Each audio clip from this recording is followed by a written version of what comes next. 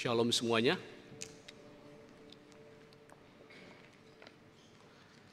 Kita melanjutkan satu seri firman Tuhan masih dari kitab Efesus. Dan hari ini kita diberikan satu tema tentang warisan orang kudus. Efesus 1 ayat 3 hingga ke 14. 3 sampai 14 itu adalah satu kalimat yang panjang, yang utuh di dalam bahasa aslinya. Terdiri dari 202 kata. Oleh sebab itu, saya mengajak kita bersama-sama di dalam pembacaan firman Tuhan ini. Jikalau memungkinkan bagi Bapak Ibu Saudara, mari kita bangkit berdiri. Ya, kita sama-sama membaca.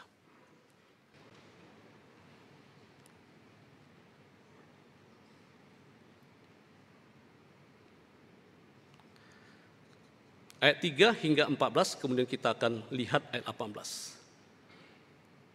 Sama-sama kita baca. Terpujilah Allah dan Bapa Tuhan kita, Yesus Kristus, yang dalam Kristus telah mengaruniakan kepada kita segala berkat rohani di dalam surga. Sebab di dalam Dialah Allah telah memilih kita sebelum dunia dijadikan, supaya kita kudus dan tak bercacat di hadapannya. Dalam kasih, Ia telah menentukan kita dari semula oleh Yesus Kristus untuk menjadi anak-anaknya sesuai dengan kerelaan kehendak-Nya, supaya terpujilah kasih karunia yang mulia yang dikaruniakannya kepada kita di dalam Dia yang dikasihinya. Sebab di dalam Dia dan oleh darah-Nya kita beroleh penebusan, yaitu pengampunan dosa menurut kekayaan kasih karunia-Nya, yang dilimpahkannya kepada kita dalam segala hikmat dan pengertian. Sebab Ia telah menyatakan rahasia kehendak-Nya kepada kita sesuai dengan rencana kerelaan-Nya, yaitu rencana kerelaan yang dari semula telah ditetapkannya di dalam Kristus, sebagai persiapan kegenapan waktu untuk mempersatukan di dalam Kristus sebagai kepala segala sesuatu, baik yang di surga maupun yang di bumi. Aku katakan di dalam Kristus, karena di dalam Dialah kami mendapat bagian yang dijanjikan, kami yang dari semula ditentukan untuk menerima bagian itu sesuai dengan maksud Allah yang di dalam segala sesuatu bekerja menurut keputusan kehendak-Nya. Kemudian ayat 18 ya. Kita lihat. Ayat 12. Supaya kami yang sebelumnya telah menaruh harapan pada Kristus boleh menjadi puji-pujian bagi kemuliaan nama-Nya. Di dalam Dia, kami juga karena kamu telah mendengar firman kebenaran, yaitu Injil keselamatanmu, di dalam Dia kamu juga ketika kamu percaya dimeteraikan dengan Roh Kudus yang dijanjikannya itu. Dan Roh Kudus itu adalah jaminan bagian kita sampai kita memperoleh seluruhnya, yaitu penebusan yang menjadikan kita milik Allah untuk memuji kemuliaan-Nya. 18. Dan supaya Ia menjadikan mata hatimu terang, agar kamu mengerti pengharapan apakah yang terkandung dalam panggilannya, betapa kayanya kemuliaan bagian yang ditentukannya bagi orang-orang kudus. Demikianlah firman Tuhan, segala puji syukur bagi Allah. Silakan duduk kembali.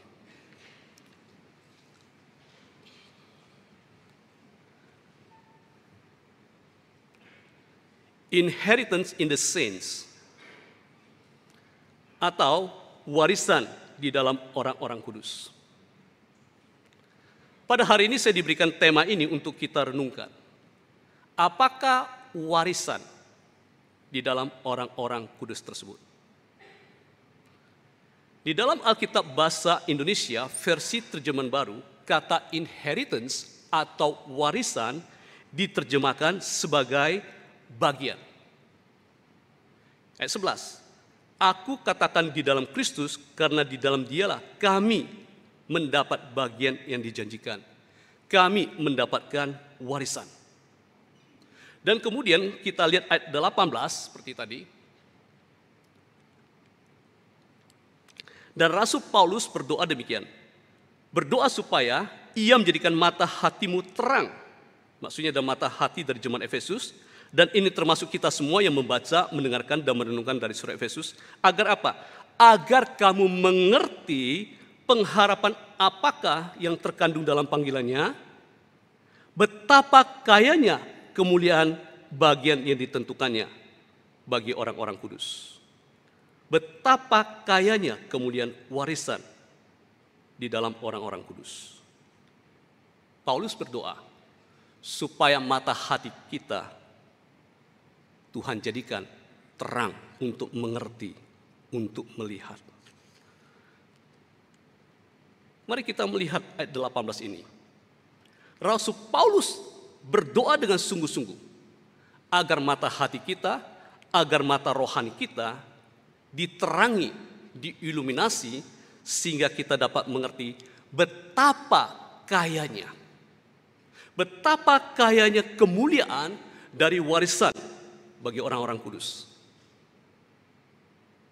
Artinya apa? Hal ini mengindikasikan bahwa inheritance, bahwa warisan, bahwa bagian dijanjikan itu tampaknya kurang jelas di mata kita. Hal yang sama yang pernah dialami oleh Saulus. Nama sebelumnya adalah Saulus sebelum dia memberikan namanya Rasul Paulus. Hal yang pernah dialami oleh Saulus sebelum dia bertobat. Siapakah Saulus? Saulus adalah seorang ahli Taurat yang menganiaya pengikut Tuhan Yesus. Tetapi ketika Tuhan Yesus menyatakan dirinya kepada Saulus, mata hatinya Saulus diterangi, sehingga Rasul Paulus dapat melihat siapakah Tuhan dan dapat juga melihat berkat-berkat rohani dari Tuhan. Begitu juga, sekalipun Rasul Paulus pada waktu menuliskan surat Efesus ini, beliau sedang dipenjara di rumah. Di mana? Di Roma. Tetapi mata rohani Rasul Paulus dapat melihat jauh ke dalam dunia yang tidak kelihatan. Rasul Paulus menulis kepada jemaat di kota Efesus, jemaat yang dia sangat kasihi. Kenapa? Karena Paulus pernah melayani di sana sekitar 3 tahun. Saya ingin memberikan gambar sedikit tentang kota Efesus. Kota Efesus adalah kota utama di Asia Minor atau Asia Kecil pada zaman Rasul Paulus. Tetapi kota Efesus ini adalah kota yang dikuasai oleh kuasa kegelapan. Ada apa di sana? Ada kuil Dewi Artemis. Salah satu keajaiban kuno, keajaiban dunia kuno pada waktu itu. Bersama dengan taman gantung Babilonia, piramid termasuk salah satu adalah keajaiban kuno. Dan dikatakan kuil Dewi Artemis ini besar sekali, mungkin sama seperti lapangan sepak bola, stadion sepak bola. Dan banyak kuil ataupun replika dari Artemis ini yang dibuat. Sehingga kota Efesus ini adalah kota yang penuh, yang syarat dengan kuasa kegelapan. Atau kita dapat membayangkan atmosfer kota Efesus ini seperti yang ada di kota Singkawang. Atau sebagai contoh, mungkin yang paling dekat adalah wilayah Teluk Gong. Selama Rasul Paulus di kota Efesus ini, beliau dengan tekun memberitakan firman, tekun mengajar dengan setia setiap hari di ruang kuliah yang disebut dengan ruang kuliah Tiranus. Di kota Efesus terjadi transformasi kehidupan dan ada mujizat. Karena kesetiaan pelayanan Rasul Paulus, atau lebih tepatnya karena firman Tuhan menerobos masuk dalam kehidupan mereka.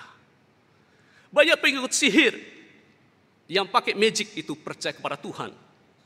Dan dikatakan ketika mereka bertobat, mereka kumpulkan kitab-kitab sihir. Mereka kumpulkan, dibakar, dan ditaksir itu sekitar berapa? 50.000 uang perak. Tolong dibantu. Ya, ini kayaknya baterainya habis. Sekitar 50.000 uang perak. Berapa itu? 50.000 kali uang perak. 1 uang perak itu adalah upah 1 harian. 50.000 kali upah 1 hari. Kurang lebih kalau dikurskan ke dalam rupiah, melihat dari upah minimum regional dibagi 30, sehingga dikatakan jika dihitung ke dalam rupiah hari ini, maka harganya buku itu ditaksir sekitar 10 miliar. Amazing. Orang yang meninggalkan berhala mereka, orang percaya, Mereka tinggalkan berhala karena percaya kepada Tuhan Yesus. Sehingga apa? Pengusaha, pembuat daripada patung berhala ini kehilangan bisnisnya, mereka kehilangan keuntungannya. Paulus ketika menuliskan surat ini dari penjara di Roma kepada jemaat di Efesus dapat melihat dunia yang tidak kelihatan. Melihat dunia yang tidak kelihatan. Tidak semua orang dapat melihat dunia yang tidak kelihatan. Yang kelihatan bukan berarti tidak ada. Sebagai contoh, seorang buta tidak bisa mengklaim bahwa matahari tidak ada karena tidak bisa melihat. Betul? Kita tidak bisa mengatakan bahwa udara ini tidak ada karena kita tidak bisa melihatnya. Tetapi kita bisa merasakan hembusan angin, hembusan udaranya. Yang tidak kelihatan adalah penting. Karena yang kelihatan adalah kekal. Itu yang dikatakan Rasul Paulus kepada jemaat di Korintus. Di dalam dunia ini ada realitas yang tidak kelihatan oleh mata jasmani kita. Mengerti atau melihat realitas yang tidak kelihatan sangat sekali berpengaruh. Berpengaruh kepada pola pikir kita, berpengaruh kepada kehidupan kita, berpengaruh kepada kehidupan iman kita di dunia ini yang kelihatan. Sebagai contoh, di dalam Alkitab, kisah tentang seorang raja negeri Aram sedang berperang melawan Israel. Mari kita lihat dari dua raja-raja. Ketika raja negeri Aram ini memerintahkan pegawainya untuk menghadang Israel, mereka tidak pernah berhasil melawan orang Israel. Mengapa? Karena ada Elisa. Elisa itu seorang abdi Allah, ya, yang dapat melihat, tanda kutip, yang dapat melihat rencana jahat ini. Walaupun Elisa berada di tempat lain, tetapi ketika Raja Aram ini memberitahukan skema ini, kamu ke sana, kamu ke sini. Elisa bisa mendengar, walaupun tidak berada di tempat itu. Elisa dapat melihat rencana jahat dan memberitahukannya apa? Kepada Raja Israel. Sehingga Raja Aram ini kemudian diberitahukan, siapakah dalang yang memberitahukan ini? Dipikirnya ada mata-mata. Tidak ada. Diberitahukan kepada Raja Aram ini, yaitu seorang nama yang bernama Elisa. Ketika Raja Aram ini tahu Elisa, hati raja ini panas. Dia ngamuk. Lalu perintahkan untuk menangkap Elisa di sebuah kota bernama Dotan. Maka Raja Aram ini perintahkan ke sana, kuda begitu banyak sekali, tentara dan kereta yang banyak sekali pada malam hari untuk mengepung kota itu untuk menangkap Elisa. Elisa punya bujang, punya hambanya. Ketika bujang ini, pelayan Elisa ini bangun pagi-pagi dan pergi keluar, maka apa? Dilihat suatu tentara dengan kuda dan kereta ada di sekeliling kota itu. Lalu bujang ini ngomong sama Elisa, wah celaka tuanku, apa yang akan kita perbuat? Jawab Elisa, jangan takut. Mengapa? Sebab lebih banyak yang menyertai kita daripada yang menyertai mereka. Lalu Elisa berdoa. Dia berdoa, ya Tuhan, bukalah kiranya matanya supaya ia melihat. Maka Tuhan membuka mata bujang itu sehingga ia melihat. Apa yang dilihat? Tampaklah gunung itu penuh dengan kuda dan kereta berapi sekeliling Elisa. Dunia roh yang tidak kelihatan. Di dalam dunia ini ada realitas, ada materi, ada ruang yang tidak kelihatan. Pertanyaan adalah bagaimana kita dapat melihat yang tidak kelihatan. Hanya pertolongan Tuhan. Kita memerlukan pertolongan Tuhan untuk membuka mata hati kita untuk melihat dimensi dunia yang tidak kelihatan. Jemaat yang terkasih dalam Tuhan, bagian ini yang akan saya sampaikan agak sulit dicerna. Mengapa? Karena kita sudah terbiasa dengan terjemahan kita baca. Tapi pelan-pelan kita lihat. Oke? Saya akan menjelaskan tentang dimensi dunia rohani yang tidak kelihatan. Rasul Paulus menggunakan 5 kali.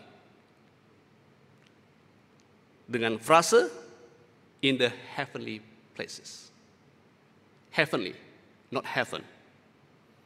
Yang pertama, pasal 1 ayat 3, kelihatan.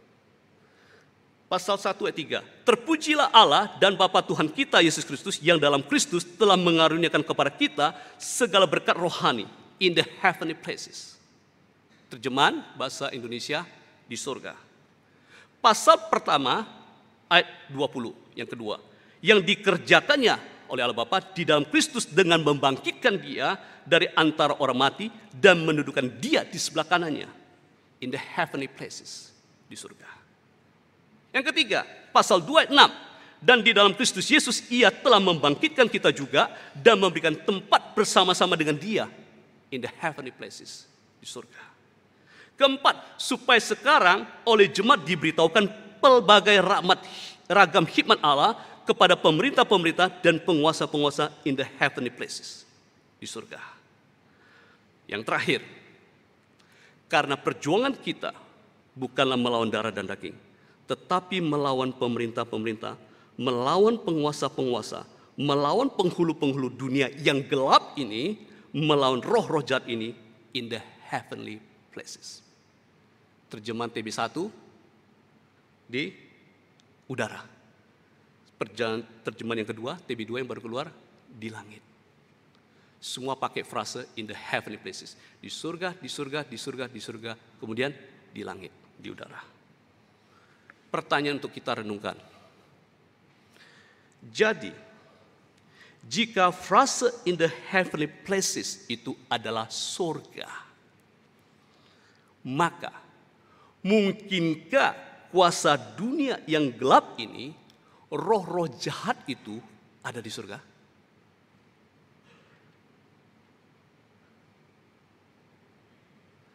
Jawaban adalah tidak mungkin. Tidak mungkin kuasa kegelapan, tidak mungkin penguasa-penguasa, tidak mungkin penghulu-penghulu dunia yang gelap ini ataupun roh-roh jahat itu ada di surga. Karena surga adalah tempat kudus, indah, mulia. Hal ini apa? Hal ini kita dapat simpulkan bahwa in the heavenly places itu bukan di surga, tetapi adalah dunia roh yang tidak kelihatan. Realitas yang tidak kelihatan. Di mana pemerintah-pemerintah, penguasa-penguasa, kuasa dunia yang gelap ini, roh-roh jahat itu tetap ada, terus berada, dan melancarkan aksi jahatnya, bahkan untuk menyerang kita. Di dalam dunia roh yang tidak kelihatan ini, Kristus Yesus memerintah. Kristus Yesus memerintah dan berdaulat sepenuhnya. Di dalam dunia yang tidak kelihatan ini, dunia roh yang tidak kelihatan ini, umatnya, yaitu umat percaya pada Tuhan, bersama dengan Kristus Yesus memerintah. Di dunia roh yang tidak kelihatan ini, Allah memberkati kita dengan segala berkat rohani. Pasal 1 ayat 3. Dan salah satu berkat rohani, dari segala berkat rohani yang diberikan oleh Allah di dalam Kristus, di dunia yang tidak kelihatan adalah inheritance. Warisan.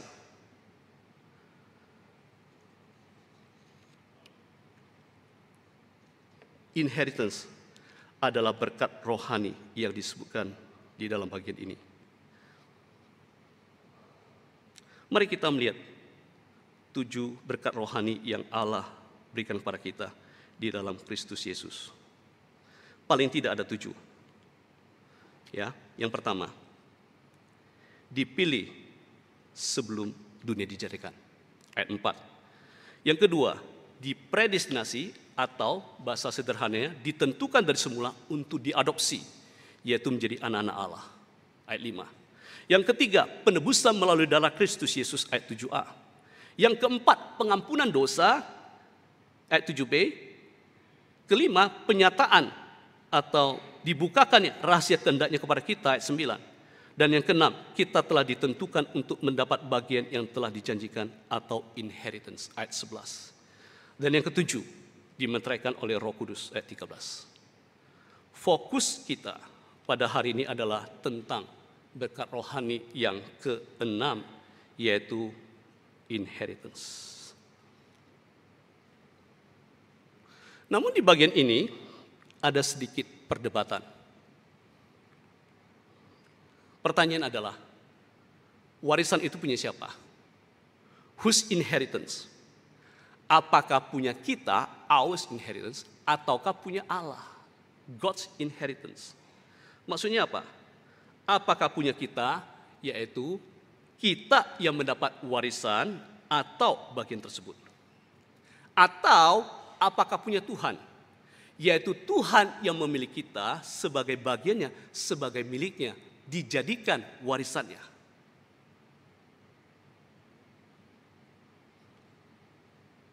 Mari kita observasi. Dua kemungkinan terjemahan ini terdapat di dalam beberapa versi Alkitab.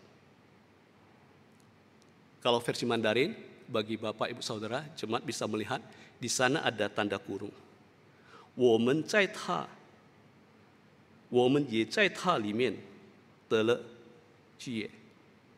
Dalam kurung te atau 过程 dijadikan. Atau kalau bisa periksa di dalam beberapa versi itu, ada catatan kakinya itu apa? We have obtained an inheritance. Kita telah mendapatkan warisan itu, atau kita dijadikan Allah warisan. Mana yang benar? Mari kita melihat bagian ini. Bagian pertama sebelah kiri Anda, artinya apa? Tuhan memberikan warisan dan kita respon, kita mendapatkan bagian itu, yaitu bagian yang dijanjikan Allah. Bagian yang kedua sebelah kanan Anda. Artinya apa? Allah memilih kita. Di antara semua umat manusia, Dia pilih kita. Pilih kita apa? Menjadi miliknya, menjadi bagiannya, menjadi warisannya. Nah, kalau kita melihat di dalam Alkitab Perjanjian Lama, sebenarnya bagian kedua itu yang lebih sesuai dengan perjanjian atau tentang God's inheritance. Ulangan 32 ayat 9. Tetapi bagian Tuhan ialah umatnya, Yakub ialah milik yang ditetapkan bagiannya. Atau kalau kita melihat Mazmur 33 ayat 12 dikatakan apa? Berbahagialah bangsa yang Allahnya ialah Tuhan, suku bangsa yang dipilihnya menjadi milik sendiri. The people whom he has chosen for his own inheritance. Mana yang benar?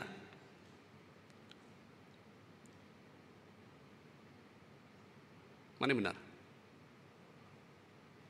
Tuhan pilih kita menjadi miliknya, atau kita mendapat warisan? Bagian atau milik itu disebut sebagai inheritance juga. Mana yang benar? Saya pikir bahwa Rasul Paulus sengaja menuliskan dengan cara kurang tegas. Ya, dapat memiliki dua arti, yaitu apa? Allah telah memilih kita. Allah telah menentukan dari semula untuk menentukan kita untuk apa? Untuk menjadi bagian miliknya. Supaya apa? Supaya kita mendapatkan bagian yang telah disediakan untuk kita. Dua-duanya. Mari kita lihat bagian yang pertama dari dua arti ini. God's inheritance. God's inheritance. Berkat-berkat rohani dari urutan yang pertama sampai dengan yang keenam menjelaskan tentang bagian pertama. Allah memilih kita menjadi miliknya. Allah telah memilih kita sebelum dunia dijadikan, jauh daripada itu, di dalam kekekalan. Pemilihan Allah atas diri kita tidak berdasarkan kebaikan atau kehebatan kita. Sejujurnya kita tidak layak sama sekali. Allah memilih kita bukan karena kita kudus dan tak bercacat di hadapannya. Allah memilih kita bukan karena Allah tahu bahwa kita dapat kudus dan tak bercacat di hadapannya. Allah memilih kita karena Allah tahu bahwa kita tidak dapat hidup kudus dan tak bercacat tanpa anugerah Tuhan. Karena semua orang telah kehilangan kemuliaan Allah. Jadi semuanya adalah anugerah Allah ketika Tuhan pilih saudara dan saya. Pertanyaan kemudian, untuk apa Tuhan Allah memilih kita?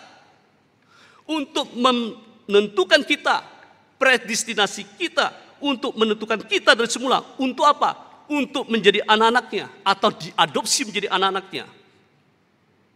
Sedikit penjelasan tentang adopsi. Di zaman Rasul Paulus, seorang kaya akan mewariskan kekayaannya kepada ahli warisnya. Siapa ahli warisnya? Anaknya. Jika orang kaya tersebut tidak memiliki anak, maka orang kaya tersebut akan pilih hambanya yang setia, hambanya yang dapat dipercaya untuk menjadi ahli warisnya, kemudian akan memberikan warisan kepada ahli warisnya, hamba yang diangkat jadi anak. Pertanyaan untuk kita renungkan, apakah perlu Allah angkat kita sebagai anaknya? Apakah perlu Tuhan memilih kita, menentukan kita untuk menjadi anaknya, supaya kita mendapat bagian yang dijanjikan, supaya kita mendapat warisan itu layaknya seorang anak? Perlu? Perlu? Kenapa? Allah tidak perlu. Mengapa? Karena sudah ada anak Allah. A besar, anak Allah. Siapa dia? Kristus Yesus. Itu berarti apa? Satu privilege bagi kita untuk diadopsi menjadi anak-anaknya. Allah memilih kita, menentukan kita dari semula untuk menjadi anak-anaknya. Semua itu adalah semata-mata anugerah Allah. Menjadi anak-anaknya itu mengandung makna keluarga. Itu berarti apa? Kita ini dikasihi oleh Allah Bapa. Kita ini dipelihara oleh Allah Bapa. Dan untuk menjadi bilangan anaknya, harus anak penebusan. Maksudnya apa? Penebusan itu adalah membebaskan atau melepaskan seseorang dari penindasan, dari belenggu, dari perbudakan, dari penjara. Dan untuk melepaskan seseorang itu perlu dilakukan apa? Untuk membayar tebusan. Di dunia roh yang tidak kelihatan ini, kita dibelenggu oleh dosa. Kita telah dibelenggu oleh kuasa kejahatan. Kita telah dibelenggu oleh apa? Si jahat, yaitu si iblis. Dan harus ada seseorang untuk membebaskan kita agar kita dapat menjadi anaknya. Kita ditebus, kemudian kita menjadi anaknya. Siapa yang lakukan? Kristus Yesus, anak Allah sendiri, yang melakukannya untuk kita. Dia menyerahkan nyawanya, dia Tuhan mencurahkan darahnya untuk menebus kita. Bukan hanya untuk menebus kita atau membebaskan kita dari perbudakan atau belenggu, tetapi Allah juga mengampuni dosa kita.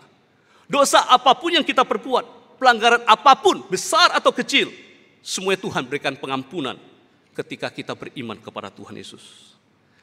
Allah telah memilih kita untuk menjadi miliknya. Allah telah memilih kita untuk menjadi warisannya. Untuk apa? Untuk menyatakan rahasia kehendaknya. Apa itu rahasianya? Ayat 5. Bagian 5. Rahasia itu sudah ada sejak dahulu kala. Rahasia itu bukanlah sesuatu yang tersembunyi. Bagaimana kita bisa mengerti rahasia itu? Kunci untuk mengerti rahasia itu di mana? Itu melalui Tuhan Yesus, yaitu Dia yang datang ke dalam dunia. Dia dekat dengan Bapa. Kita tidak dapat mengerti rahasia itu kecuali itu dinyatakan, dibukakan pada kita. Rahasia itu sudah ada sejak dahulu, tetapi itu perlu dibukakan. Dan kita perlu Roh Kudus membukakan mata rohani kita.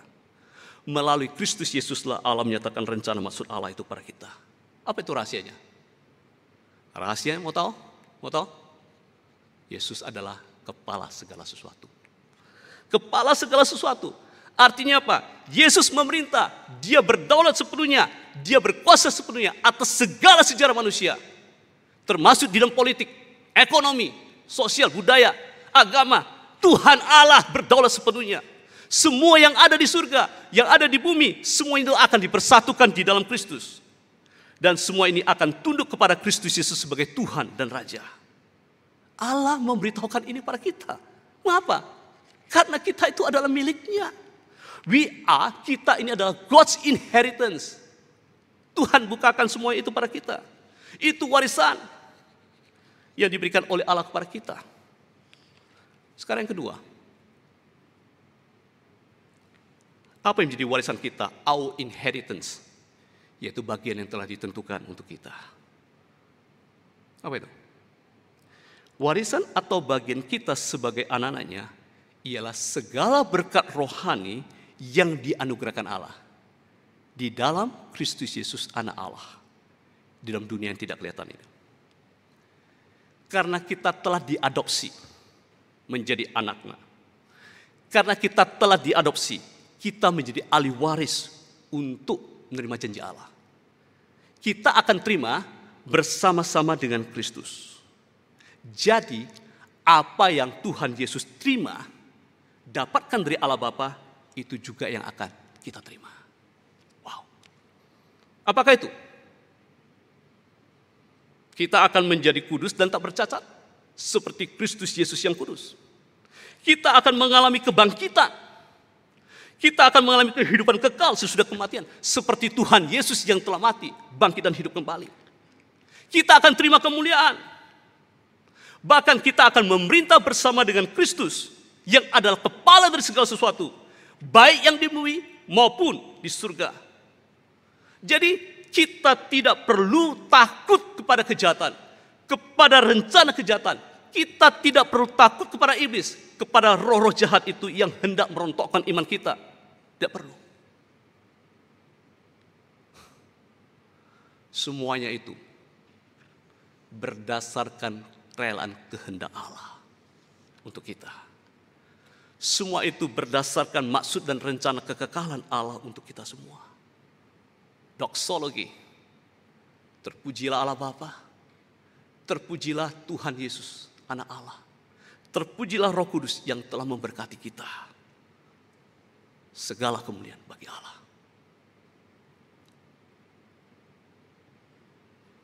Saya akan menutup renungan ini. Saya mengambil sebuah artikel renungan demikian. Ada seorang pria yang pernah menjadi pemabuk di daerah Chicago yang bernama Skid Row. Itu adalah daerah gelandangan. Dia menjadi pemabuk bertahun-tahun. Datang kepada suatu acara misi pada suatu malam. Dia mendengar pesan itu, makan malam, menyantap makanannya, dan pergi tidur. Itu adalah malam terakhirnya di dunia. Dia meninggal dalam kemiskinan dan tanpa teman. Tidak pernah bertemu lagi di hari lain. Apa yang tidak dia ketahui, bahwa dia itu mempunyai warisan senilai lebih dari 4 juta dolar yang menantinya di Inggris. Pihak berwenang telah mencari dia, tetapi tidak dapat menemukannya karena dia tidak memiliki alamat. Inilah seseorang yang memiliki kekayaan semua materi yang ia inginkan, namun ia hidup dan mati dalam kemiskinan. Penulis artikel menulis demikian. Dalam hal ini, ia sama seperti banyak orang Kristen dan non-Kristen yang hidup dalam kemiskinan rohani karena mereka tidak sepenuhnya menyadari kekayaan mereka di dalam Kristus. Dalam hal ini, ia sama seperti banyak orang Kristen dan non-Kristen yang hidup dalam kemiskinan rohani yang tidak menyadari sepenuhnya kekayaan mereka di dalam Kristus.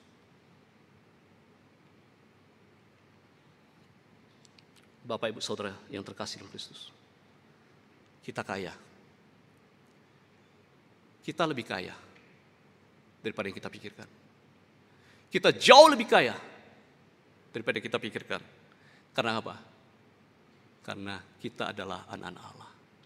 Karena Bapak, Ibu, Saudara, termasuk saya, adalah anak-anak Allah. Karena kita adalah milik Allah. Kita jauh lebih kaya. Mari kita masuk dalam doa.